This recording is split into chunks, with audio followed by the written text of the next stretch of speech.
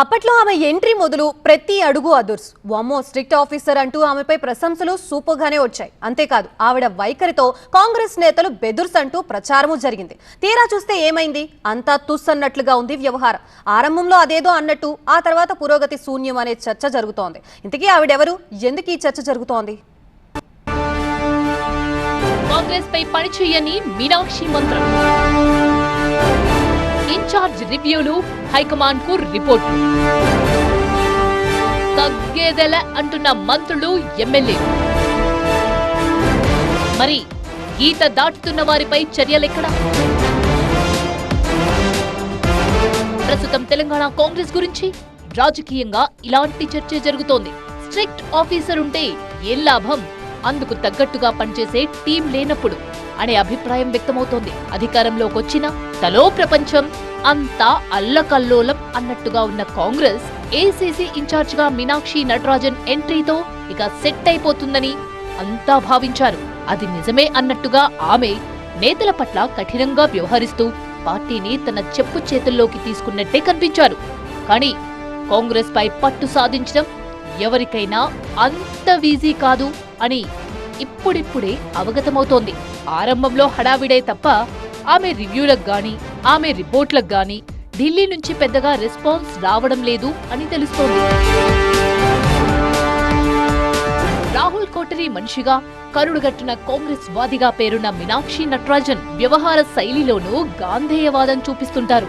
సింప్లిసిటీకి care of గా ఉంటూ సొంత పార్టీ నేతలకు ఆదర్శంగా నిలిచే ప్రయత్నం చేస్తుంటారు. రైళ్లో ఒక సాధారణ ప్రయాణికురాలిగా తొలిసారి హైదరాబాద్ కు ఆమె ఎంట్రీ ఇచ్చిన తీరు చూస్తే అది నిజమనిపించక మానదు. లాబింగ్లకు కేర్ ఆఫ్ గా ఉండే కాంగ్రెస్ పార్టీలో ఆమె తీరు నేతలకు కొంత ఇబ్బందిగానూ మారింది. తనను కలిసేందుకు వచ్చిన నేతలకు, పదవి కోసం కాకాపట్టే నేతలకు ఆమెచ్చిన క్లారిటీ అలాంటిది. మరి పనిచేసేవారికే పదవులు, పై పటారాలతో హడావిడి చేసేవారు తన దగ్గరికి రావద్దు అంటూ కరాఖండిగా చెప్పేశారు.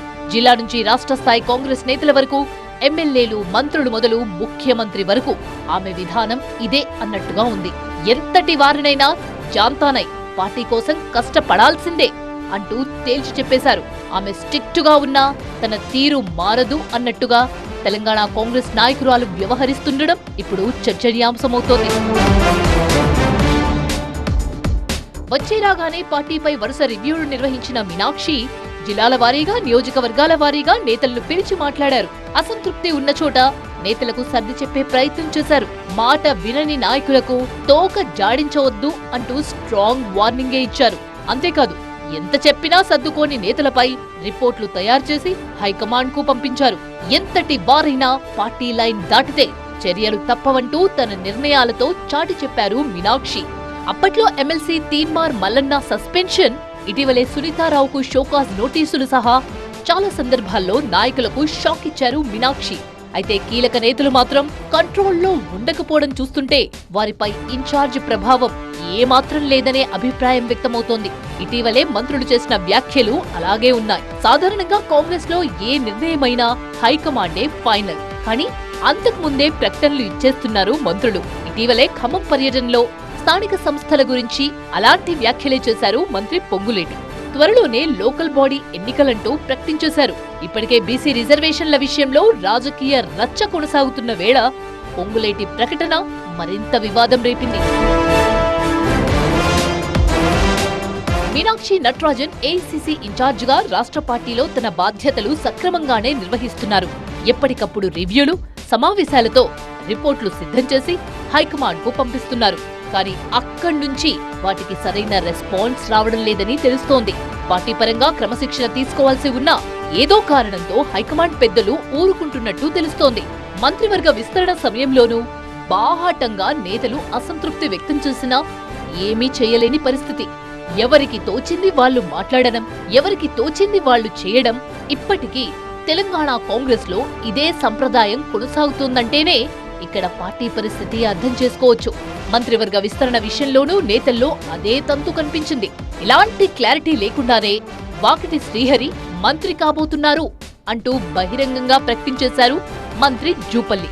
ఆ మధ్య మంత్రి పదవిపై ఎమ్మెల్యేలు రాజగోపాల్ రెడ్డి, మల్రెడ్డి రంగారెడ్డి హైకమాండ్ ను బెదిరించినట్టుగా మాట్లాడడం మరింత మరింత సంచలనం రేపింది. ఇలా ఎమ్మెల్యేల నుంచి మంత్రుల వరకు అందరివి టంగ్ స్లిప్ వ్యవహారాలే. వారెవరిని కంట్రోల్ చేసే సిచ్యువేషన్ కనిపించడం లేదు. ఇన్ఛార్జ్ గా మీనాక్షి ఎంట్రీ ఇచ్చింది మొదలు ఆమె పనితీరులో ఎలాంటి మార్పు లేదు. ఎలా ఉంటారో, ఎలా ఉండాలనుకుంటున్నారో అలాగే ఉన్నారు. సీఎంతో, పిసిసి చీఫ్లతో సహా ఎవ్వర్నీ లెక్క చేయకుండా పార్టీ విధానాలకు అనుగుణంగానే ముందుకెళ్తున్నారు అనే పేరుంది. తోక జాడించే వాళ్ల జాబితాను ఎప్పటికప్పుడు సిద్ధం చేస్తూ హైకమాండ్ కు చేరవేస్తూనే ఉన్నారు.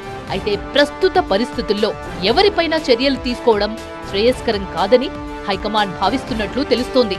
అందుకే ఇన్ఛార్జ్ ఎంత కఠినంగా ఉన్నా రావాల్సిన చోట నుంచి సరైన నిర్ణయం రాకపోవడంతో తెల్లారింది మొదలు తెలంగాణ కాంగ్రెస్ నేతలు షరామామూలుగానే తమ స్టైల్లో దూసుకెళ్లిపోతున్నారు. మున్ముందు ఈ పరిస్థితులు మరింత దిగజారితే మాత్రం మొదటికే మోసం వస్తుంది అన్న అభిప్రాయం రాజకీయ వర్గాల్లో వ్యక్తమవుతోంది.